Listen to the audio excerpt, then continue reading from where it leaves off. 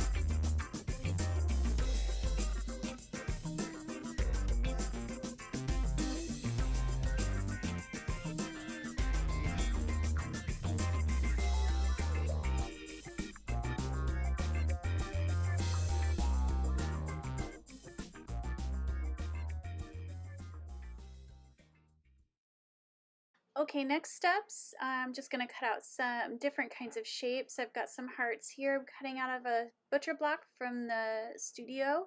You're welcome to use the paper. Any kind of paper will do, but you're welcome to that. If you need a pair of scissors, ask your instructor and they'll pull a pair out for you.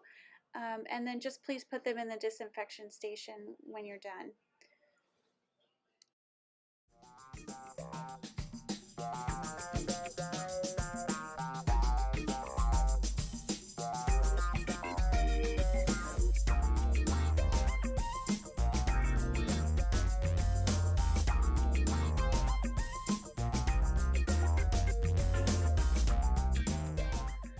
So next we're going to add color on top of our black lines, the drawings, and you want to add at least 2 coats in order to have an opaque transfer.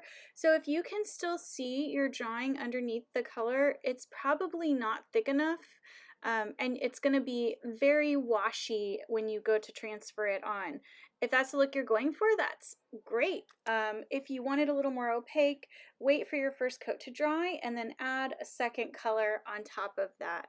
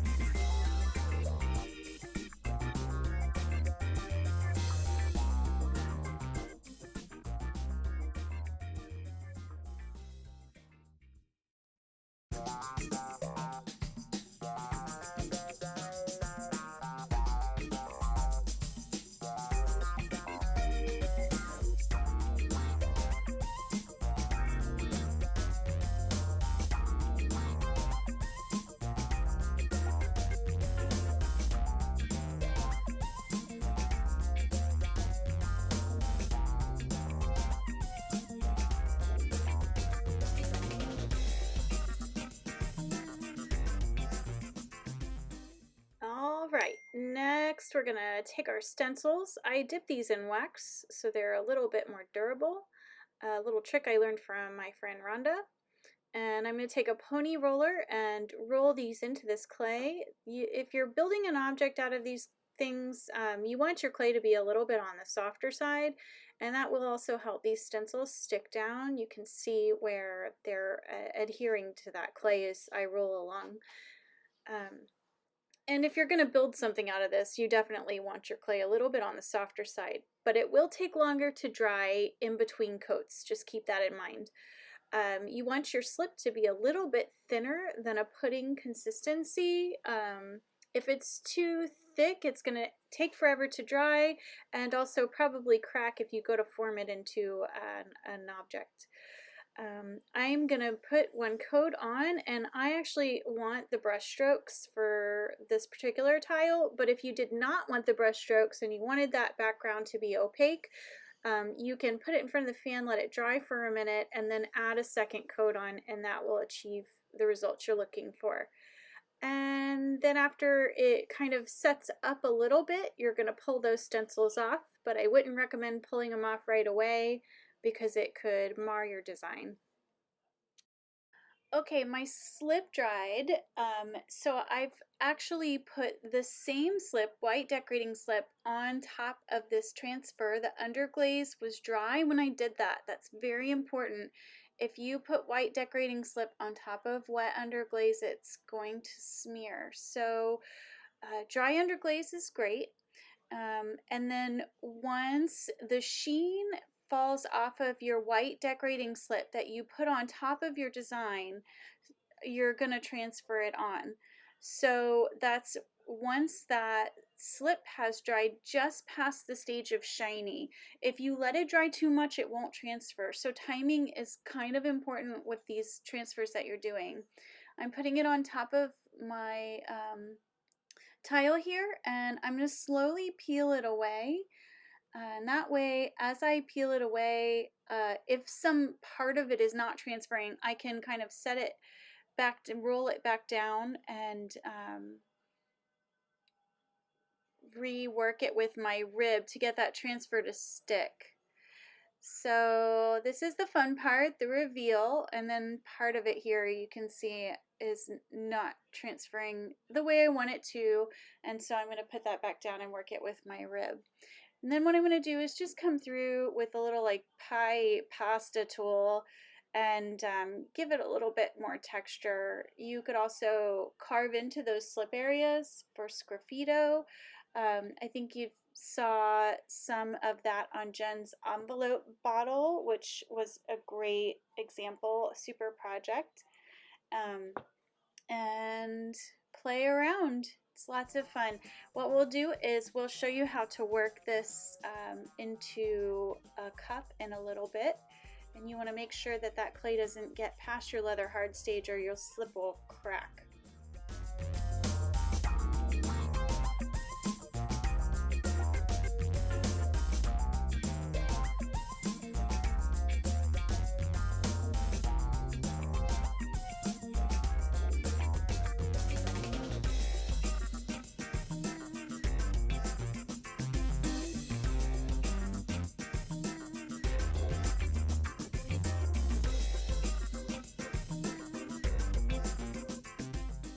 Another background I want to show you are these pre-made tissue stencils. This is basically underglaze on tissue paper. You can buy it from High Water Clay. We have some available for purchase at the studio. I get them from ChineseArtDecals.com if you want to check those out. And it's just a real easy way to get some different kind of interest in your background.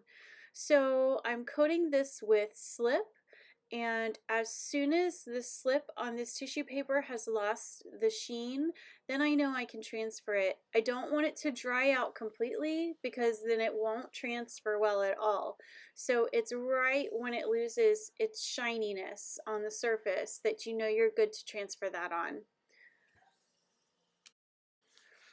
All right, so this is kind of just barely lost its shininess, and I'm gonna transfer this down now. You got one shot at that, so you can't pick it up and correct it. I've got a little bit of a bubble here, so I'm just gonna tap it down with my finger.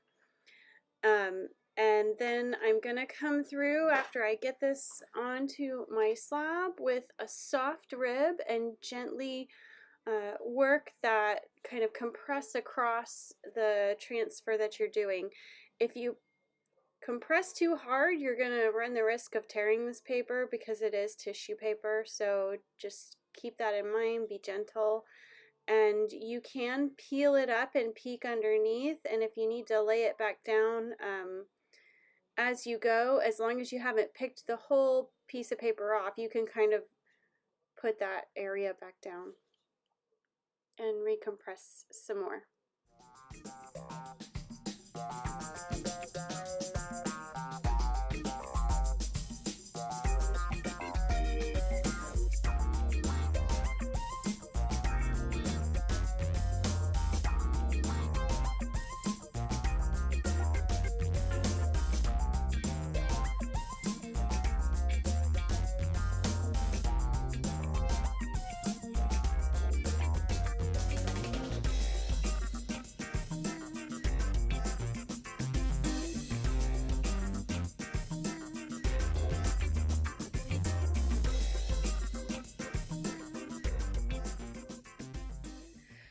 Okay, so I'm gonna just show you real quick what you can do with these slabs. I have a stencil I already prepped, and I'm just putting down some of these, or this one birdie that I had put slip on, and I'll put a little bird cage on here too, and I'll show you how to make a cup.